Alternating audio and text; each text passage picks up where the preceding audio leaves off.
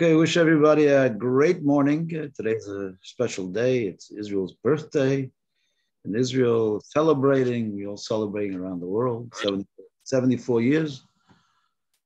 And we welcome everyone on a special day. We're going to be studying today, continuing on our subject of Kabbalah of Food. Okay, we all like food. Food is a good thing. But the big question is, why is there such a big emphasis in Judaism on food? Every holiday has its foods. We were just talking last week about Pesach, Matzah, and Maror. Shavuos, we have blintzes. And then Rosh Hashanah, we have the head of the fish. On Sukkot, we have special kreplach and Holichkas, and then we have a Chanukah, we have Latkes. Every holiday has, and Purim is Hamantashen, of course, so we always have Tu B'Shvat, there's all the new fruits. And the Jews are always eating. Why is there such a spiritual thing involved with eating? Eating, you'd think, is the opposite. It's more of a physical thing, food. So why would we make such a big tzimis? Here you go again, the word tzimis, right? Why do we make a tzimis out of food? And here comes the explanation. And remember, this is a Kabbalah class, so we're going to teach you a little bit according to the teachings of the Kabbalah about how did food become the focal point of a lot of what we know in Judaism. And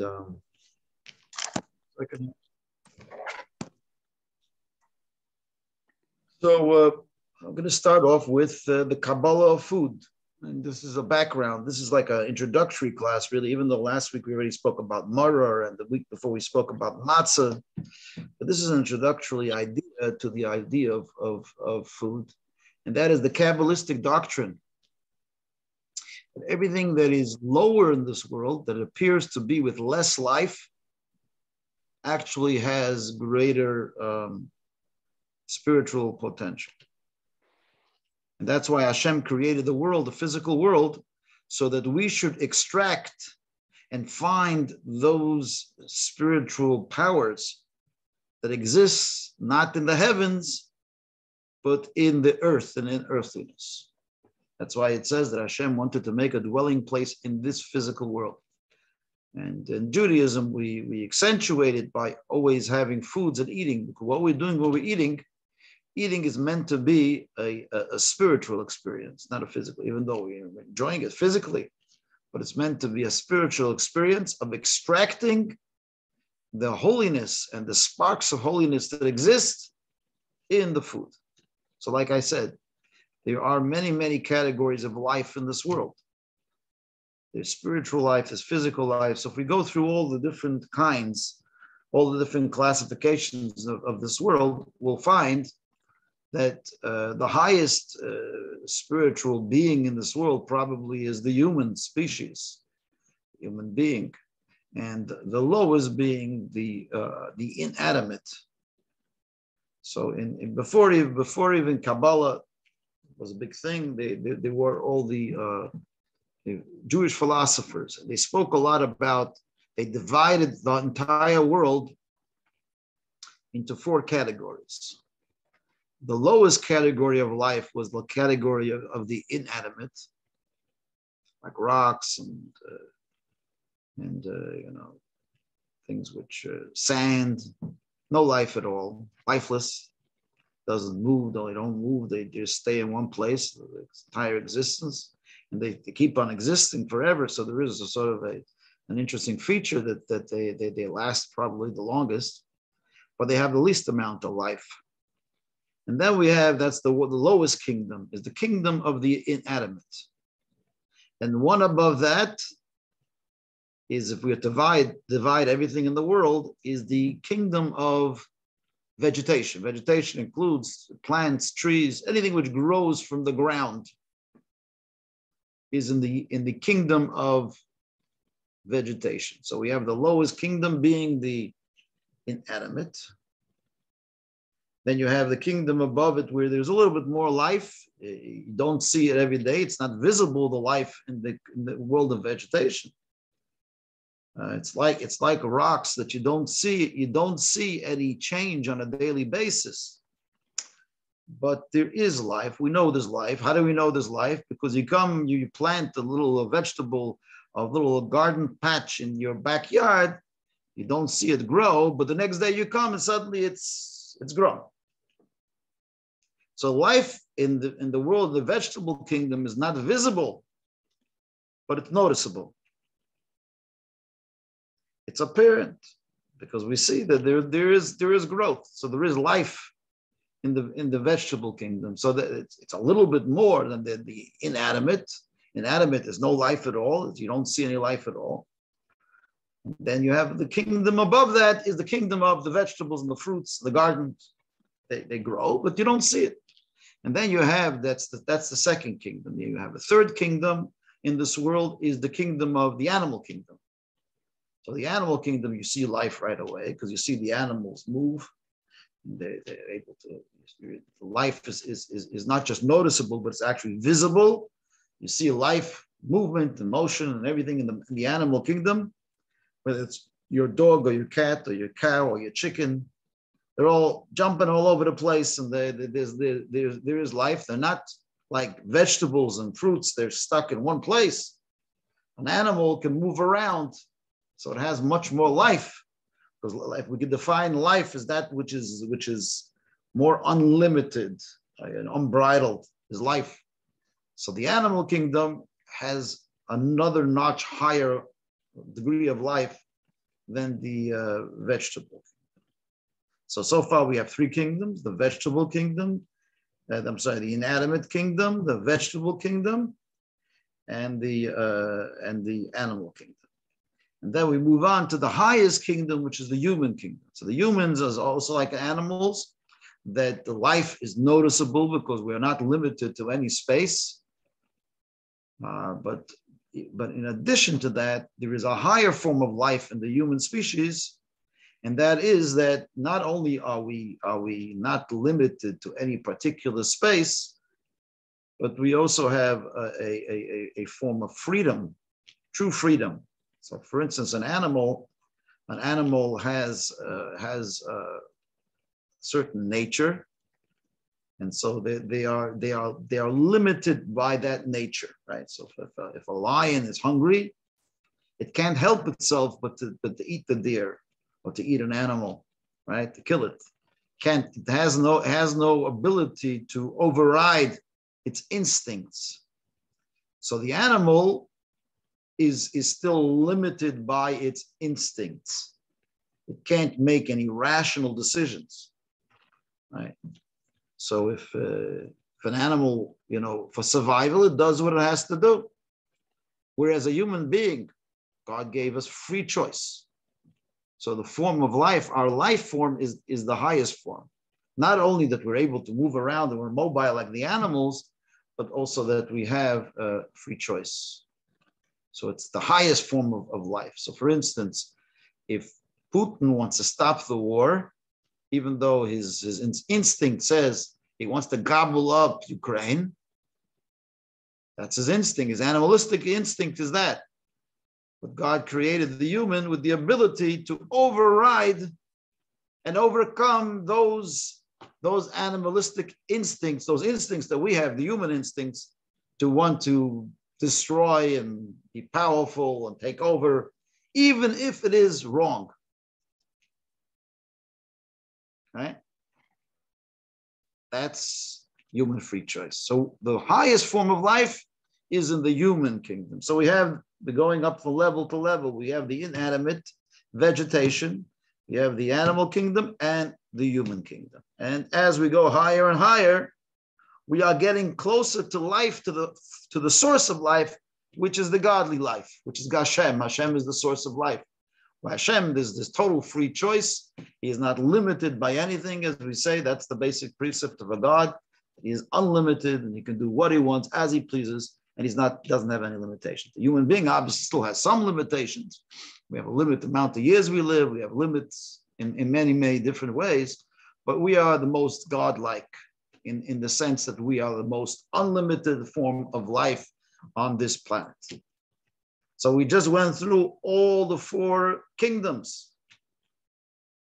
But the irony of it all is that every higher kingdom is dependent on a lower kingdom for its sustenance. So even though God could have made it that we turn to the higher kingdom to receive our sustenance, right? Why didn't God make it that we should eat, I don't know, something from heaven, like manna, right, from heaven? But it doesn't work that way. The human kingdom needs to sustain itself from the animal kingdom, or if you're a vegetarian, from the vegetable kingdom, right? So you have to sustain yourself from the 2 lower kingdoms beneath you, from the animal or the vegetable kingdom. The animal as well lives off, either it lives off other animals or it lives off vegetation. So it also has to dip down one kingdom to go and sustain itself. And the vegetable kingdom, what does the vegetable kingdom sustain itself? Sustain itself with water, with soil, with nutrients that come from the soil, right? So it relies, the vegetable kingdom also relies on a lower kingdom, not a higher kingdom, to sustain itself.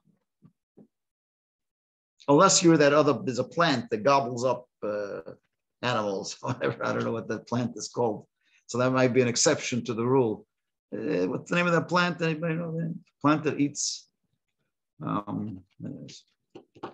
Somebody will remind me the name of the plant. Okay, regardless, whatever.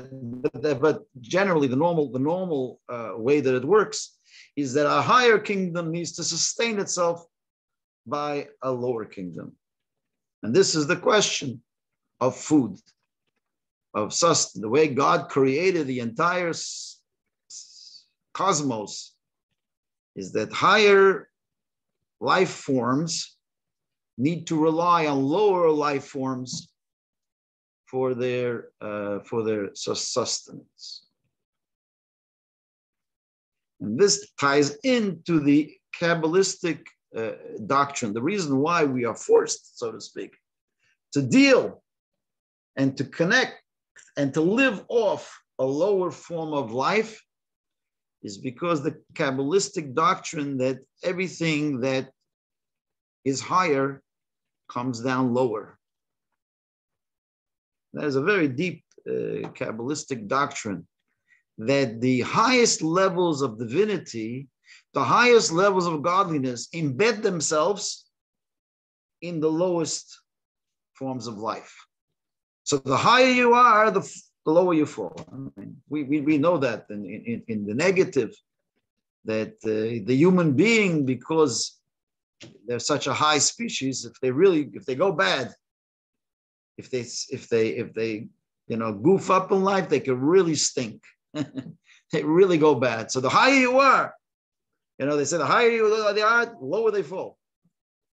And the same way is in the spiritual world, that the higher forms of life, the higher spirituality, when they come down all the way to the lowest forms of life. The human being, when a human being dies, the carcass of the human being, when it becomes lifeless, smells worse than anything else.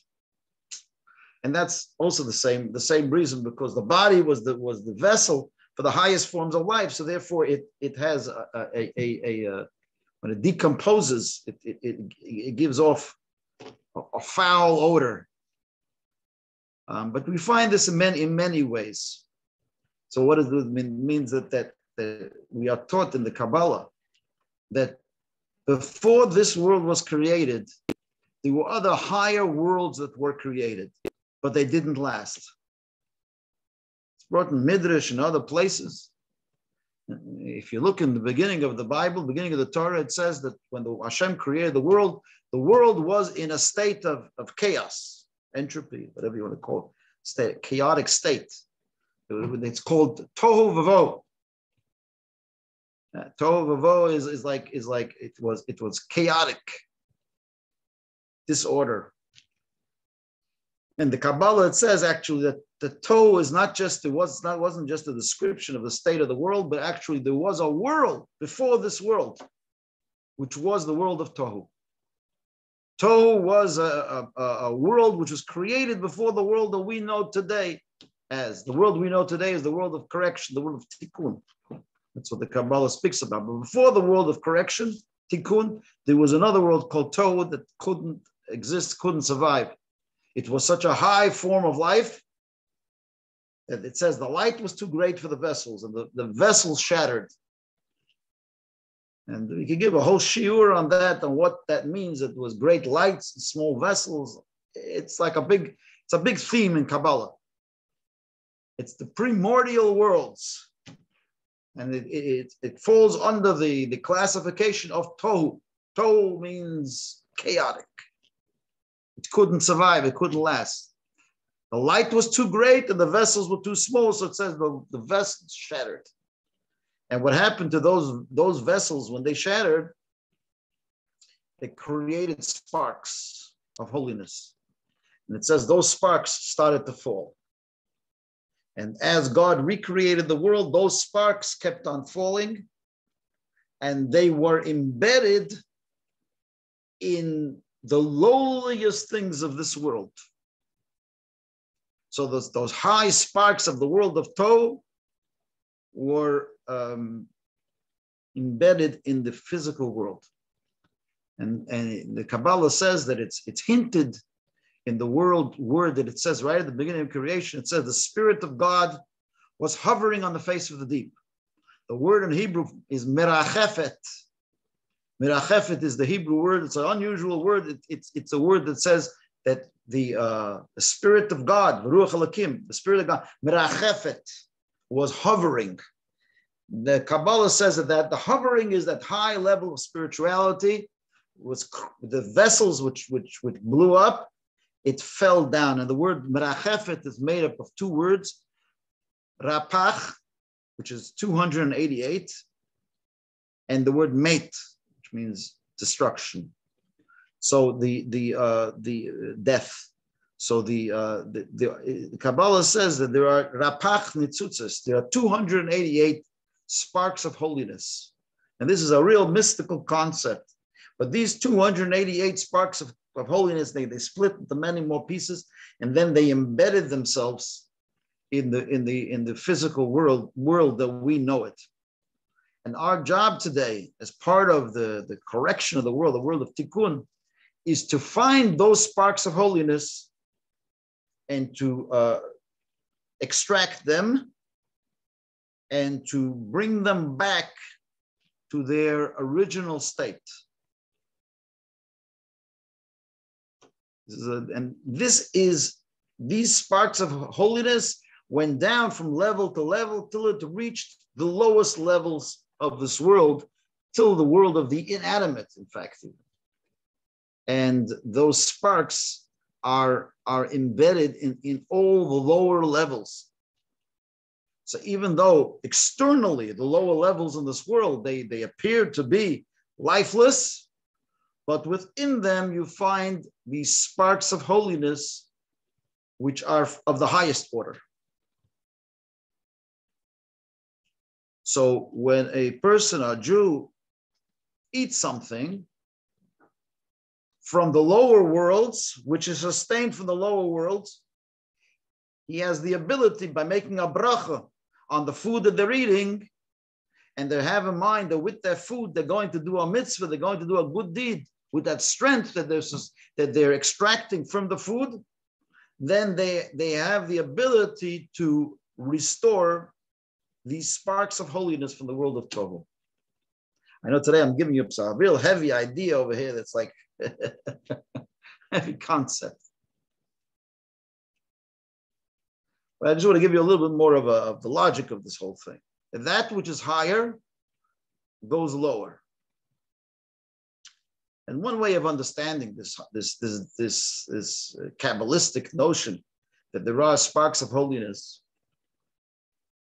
is, today in the olden days, they just knew Kabbalah and they knew Torah, but nobody ever realized that a lot of these ideas are aligned hundreds of years later with the science that we have today. Today, years ago, people thought a table is a lifeless item, a rock is a lifeless item.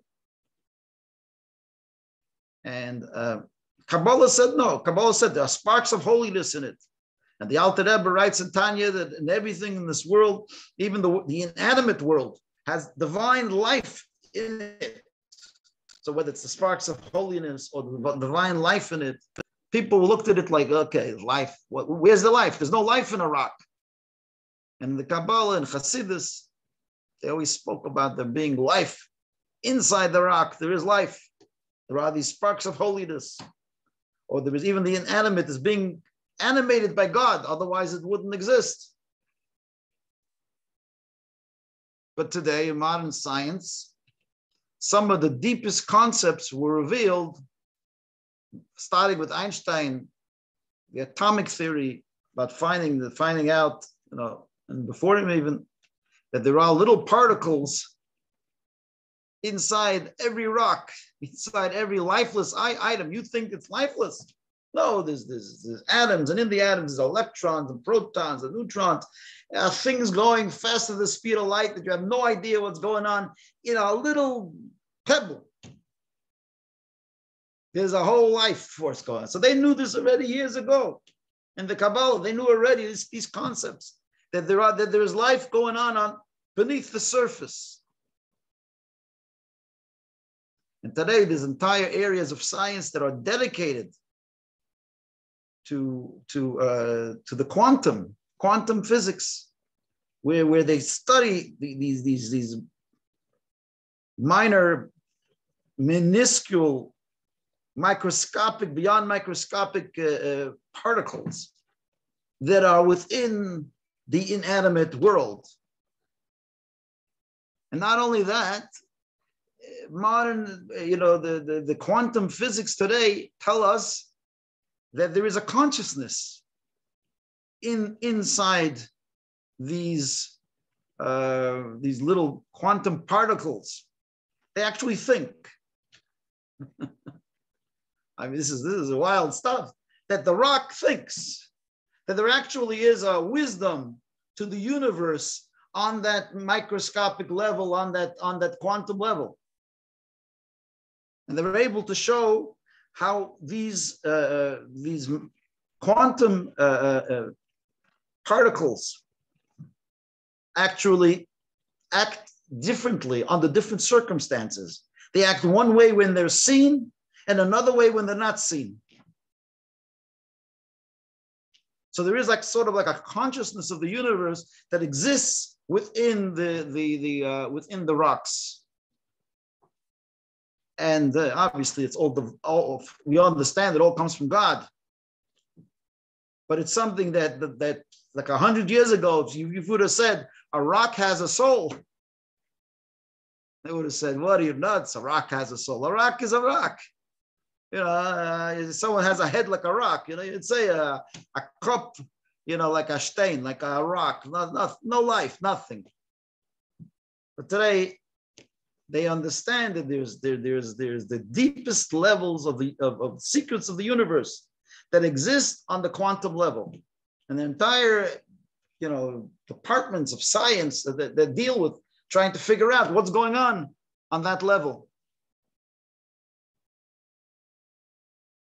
But going back to that idea, because we believe that whatever's higher falls lower.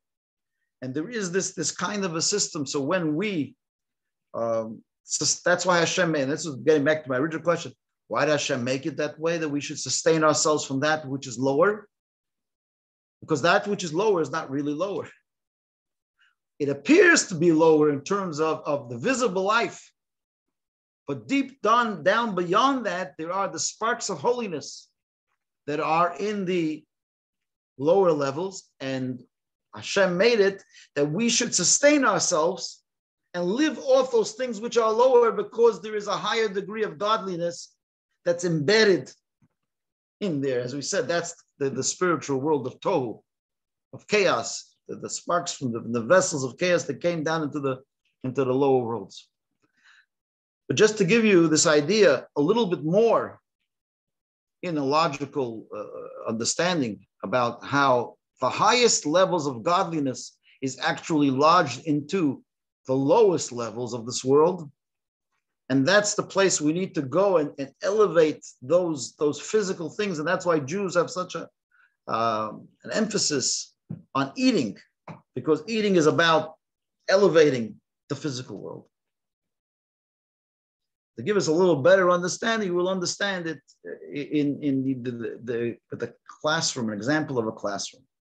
So like, I'm speaking to you guys over here. This is sort of like this is a virtual classroom. So you get a little idea of what a classroom is. And a classroom is two kinds of teachers.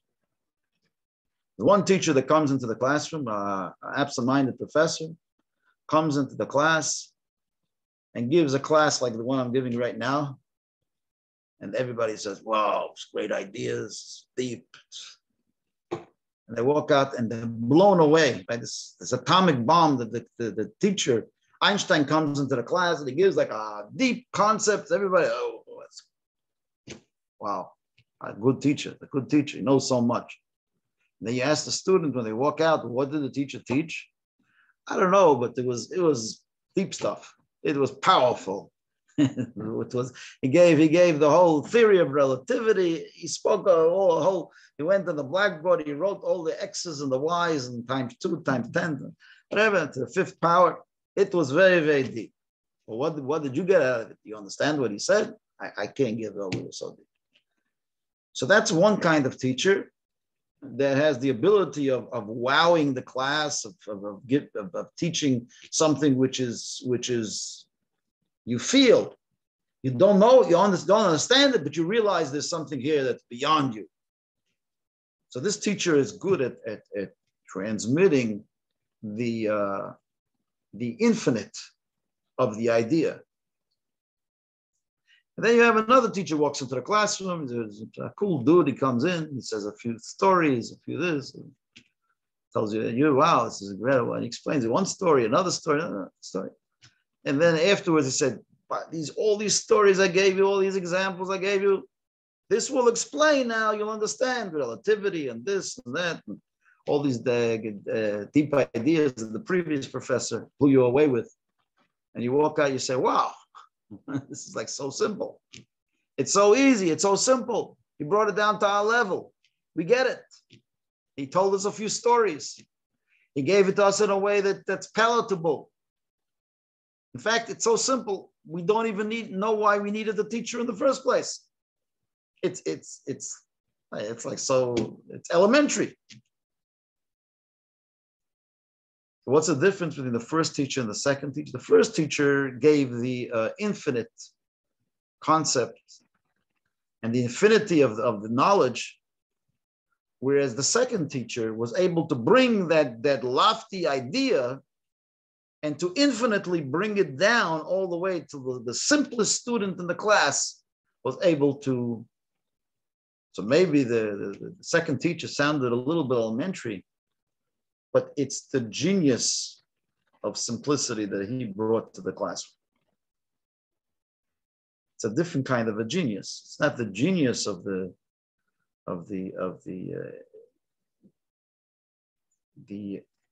infinite ideas, but it's the genius of being able to bring the idea down to a level, to everyone's level, wherever they were in the classroom.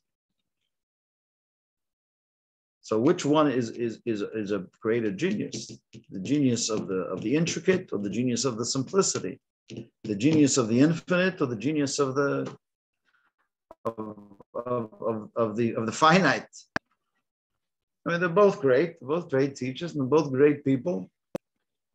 But there is something greater to be said about the ability to bring it down to the lowest level in the classroom. And that is what we're saying over here, is that there's two levels of godliness. One level of godliness was at Mount Sinai, The people were blown away, the thunder and the lightning, and everybody, God, and it was something beyond everyone. The greatness of a miracle like you break nature. But then there's another genius that God has, how he reveals himself through nature. Not in the supernatural, but in the natural. You walk outside, you give a look to a day like today, you all should be outside, not inside by Rashir. You go outside later, you'll get some fresh air, you give a look, wow. What a beautiful world God created. And everybody, you could smell the trees and the flowers, and see the bees and the birds. And it's something that you say, well, it's just like this. Yes, excellent. What is this? They'll say, well, it's nature. Well, what is nature?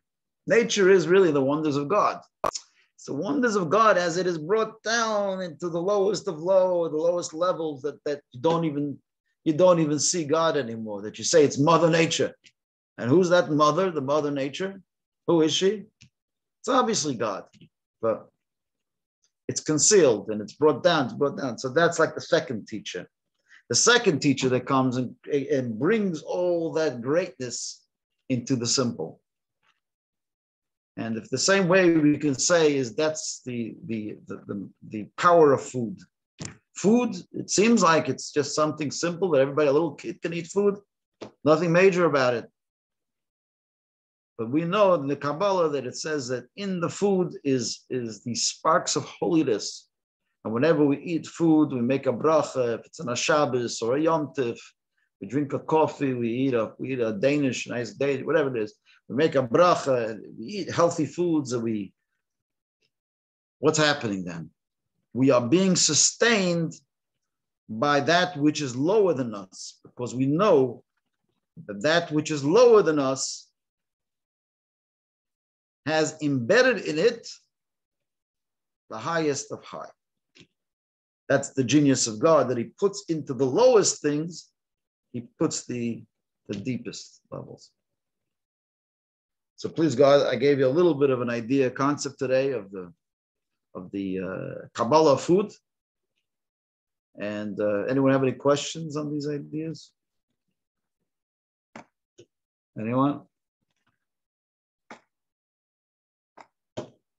Got something? Questions, answers? Rabbi, may I ask about the number 288? Yeah. Thank you. Asking why is it 288? That's a good question. I don't know the answer. Why is it 288? I don't know. That's the mystical number of 288. It's Rapach Mitzutzes. It says that there are 288 sparks of holiness, and in Egypt they succeeded in elevating already. When they came out of Egypt, they succeeded in elevating 210 of those sparks, and the balance being, how much is the balance? 78 of them, yeah. So those are still the sparks that we still have to work on, that we've been working on already for 3,300 years. Like we haven't been so successful, but that's what's brought down. The significance of the number is a good question. I'm not really sure. I can maybe look into it a little bit more. It's like what's the significance of 613? I guess. Yeah. Well, whatever. Or 248 or 365. There are some significances that we know of, but I need to find that. 288. We'll work on figuring that out. Rapach Netzutzos, those are the 288. But we still have a few little sparks to finish up. Last couple of years of the real Babich Rebbe's life, he said that we've already more or less done all the sparks already. They're all done. And the only thing we need to do is like to polish the buttons a little bit before Mashiach comes. We still have a little bit left just to polish the buttons. Right? Like the soldiers before they go to war, before they go to army, they're all prepared. The last thing they have to do is polish the buttons. So we still have a little buttons to polish. So Rabbi, correction. Yeah. I don't polish buttons anymore because buttons reflect. Okay. So, And you're always adding numbers. So if 288, if you add 8 and 8 is 16 and 2 is 18, is high. hi, very good. And, very good. Rabbi Eddie. Very good. 18. Yeah. It's very good. A very good number. Yeah. Thanks, Rabbi. Shabbat Shalom. We'll see you in Shul. Shalom, everybody. Thank you, Rabbi. Thank you, Rabbi, very much. You're welcome. Thank you, Rabbi. See you next week, please God. See you next week. Thank you, Rabbi. Bye-bye.